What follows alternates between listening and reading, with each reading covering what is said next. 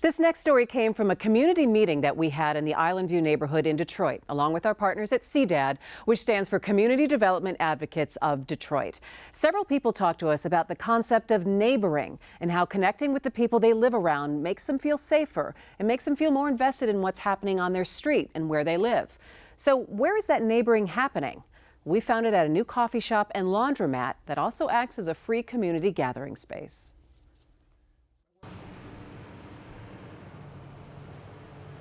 On a sunny Friday morning on Detroit's east side, just along Mack near Van Dyke, you can't miss the Commons. Its crisp construction contrasts with the mini-mart and a vacant lot across the street, a subtle sign of change in Islandview on Detroit's east side. For here to go. For here would be great. Step inside, you find the bright, steady hum of a neighborhood coffee shop. Behind the counter, Dawn Coffee, yes, she's aptly named, is brewing up her already semi-famous caramel lattes to the neighborhood recycling guys on break, DeQuan Ferguson and Jonathan Maxwell. It ain't Maxwell House, it's a caramel latte. Can't mess that up. Caramel latte. Caramel latte. And they make the best lattes over here on the east side. Yes, on the east side, Matt. They are the truth. Starbucks, watch out. There's a mix of studying students that all new coffee shops with free Wi-Fi and a comfortable vibe attract. That's Milana King with her new baby Violet. She lives just around the corner at Mack and Seneca. Been there for 3 years. Just every time I come here, I see people I know and all sorts of different people. Beyond the counter, you realize the Commons isn't just a coffee shop. There are rows of pristine washers and dryers, ready for Marcus Holmes, who stays down the street and came for the first time on this sunny morning with a bag of laundry. This is nice. Can't get no better than this. So where did you have to go before to get your laundry done? Well, I was doing it at the house, but my wash machine is messed up, so I take it on my alley. Or my girlfriend's house. So you'd have to kind of travel around with it a little bit. All the time. The Commons is a new neighborhood spot created by Mack Development, a nonprofit formed just 8 years ago by the Mack Avenue Community Church to improve life in the 48214 zip code. It's a unique start at creating a space, meeting need, and linking a changing community.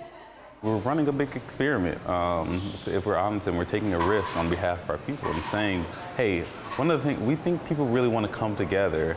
They just don't have enough opportunities to do so where everyone can feel welcome. Ezekiel Harris, or Zeke, is Mack's executive director.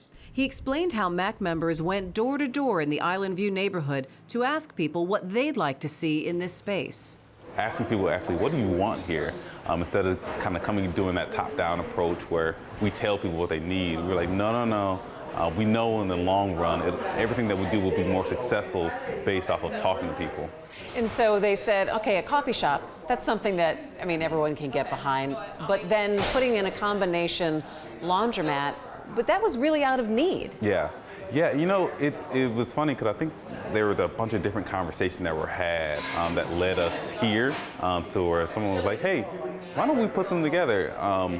And that process, I think, was all based on like, okay, how do we get people together? How do we meet needs of people where they are? And how do we really promote dignity? Because we know, like, specifically around the laundromat, there's not a laundromat within 3 miles of our location. So when we thought about people getting on the bus with their dirty laundry and having to travel, we didn't think that was a very dignified experience. And so we wanted to bring that into the neighborhood to provide that at a high quality location too.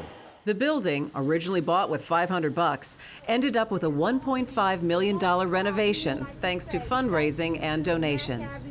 Community church family and development for coming to this community. The grand opening in May, a community celebration and block party that not even the rain could dampen. Free coffee and food trucks, and a varied group of faces that reflect a changing community. But how do you connect people from different backgrounds and different experiences with respect and understanding? Connections with neighbors can make people feel more invested, more a part of where they live, something that Dawn, who lives close by, sees from behind the counter at the Commons. They socialize. People that would never talked to each other before. They get put in a situation where they sit down and then you see them communicating.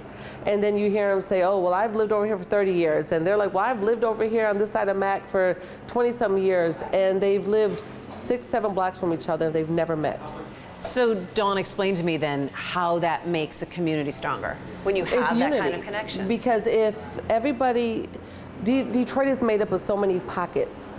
So everyone stays in their own little world. They don't get a chance to find anything out. And you see the people and you're like, oh, they live in an Indian village, they're wealthy, they have it together. And the people from Indian village, like, they're poor, you know, they're trouble, they're gonna bring drama. And then you put them in a space like this and they talk and they get to know each other and you go, wow, oh, you're normal, and well, you're normal too. And then you build a unity. Building unity, a sense of neighboring or trust doesn't happen quickly or easily. Do you think that the Commons kind of helps that whole neighboring concept? Absolutely, absolutely. Because if you have a drive-by conversation with your neighbor and then again see them in a more calmer environment here over a cup of coffee, then you can say, oh, hey, I saw you doing yard work. How's that going? And it's easier to like have a space to start a conversation and spend more time together. Mac Development is also waiting for the Commons to be a signal for more small businesses to take a chance on Mac Ave. There's already a lot of development coming to Islandview. That makes longtime residents wary. Zeke says the next focus is to work with developers to be in tune with the neighborhood. That's really important for the residents who are here already, trying to address their needs first versus, okay, what do other people from outside of the neighborhood want to see happen here? And so we're really trying to push on developers and saying like, hey, we love that you're here, but we don't want people to be pushed out as a result of what you're doing. Therefore, start having those conversations very early around like, what is my positive impact and what is the negative impact of my development? It's a lot to consider in Islandview.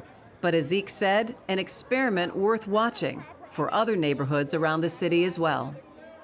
I feel good about it. It's bringing it back.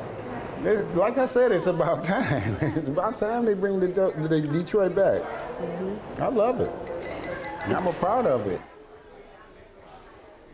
You strengthen a community by bringing everybody together, because you can't expect government officials, you can't expect people to come in and just make something happen. You have to actually say, hey, I live here too, and I want to see something better over here. And it starts with something like this.